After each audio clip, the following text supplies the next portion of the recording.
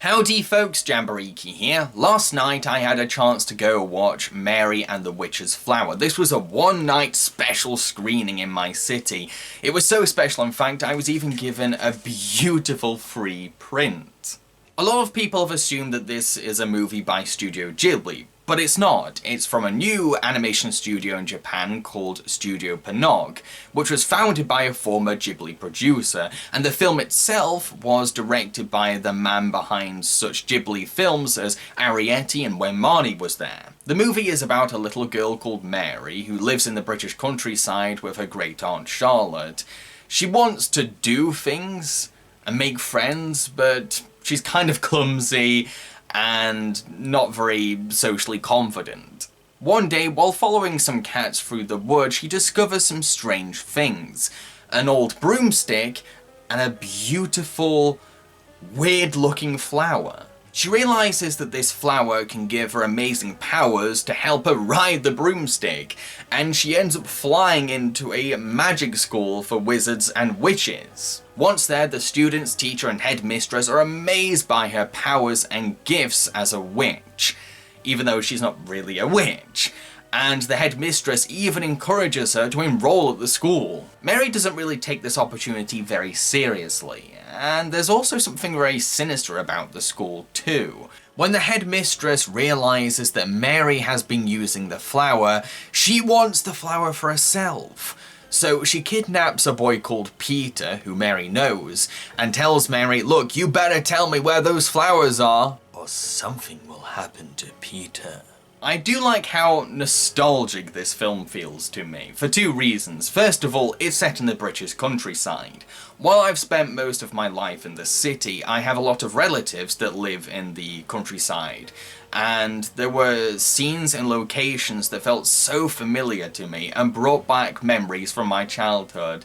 Really gave me some nice warm feelings. Also, watching the film felt like I was rediscovering Studio Ghibli, even though it wasn't Ghibli. It really helped me to return to a time when I was watching a Studio Ghibli movie for the first time ever. Now, if you're going into this film as a fan of wizard and witch schools and you want to see lots of magic spell lessons and stuff like that, you will be disappointed because the school is just more of a setting for the story. It's not about the actual lessons there. For me, that was totally fine, because I didn't want just another wizard and witches school story about a little girl learning to do magic. No, I wanted something a little different, and luckily the film goes in a very unconventional direction. Well, for me, I've not seen a magic school story go in this direction before. It kind of deconstructs the subgenre in a way, because it looks at the whole chosen one concept in a different light by showing how it can be fake, how it can be forged. So yeah, I like that the film didn't feel predictable. It went in a different kind of direction, and that helps it set itself apart from other stories about children going to magic schools. But the movie is mainly about the theme of responsibility. Mary starts off as a clumsy screw-up, but once she realises the consequences of her actions, she decides to embrace her maturity and take the opportunity to become responsible. Yes, things are handed to her on a plate, but that's not the point. It's all about how she harnesses the magic that's given to her, how she uses it. While the teachers use magic for evil experiments, Mary realises that magic is kind of dangerous, even though at the same time it can be used to solve problems. Now, the film is very reminiscent of a Studio Ghibli movie, particularly the work of Hayao Miyazaki, in terms of style, aesthetics, and imagination. And in one sense, that's kind of good, because it satisfies my hunger for more Ghibli feature films after the studio decided, nah, we don't want to do long movies anymore. But at the same time, it's sort of a hindrance to both the film and the studio, because it's going to make it very difficult for people to see Ponoc as a unique production company. I don't believe that Ponoc is trying to steal, copy, or imitate Ghibli. I think what has happened is that because this is a movie from filmmakers who worked at Ghibli, the atmosphere that came with working out there is still lingering with them. The influences are still on their minds. It's like the thumbprints that Miyazaki left on these filmmakers is rubbing off on this film. So no, I don't think that it's trying to deliberately rip off Studio Ghibli. But again, it is going to make it very difficult for audiences to see what is so special about Ponoc. What is their identity?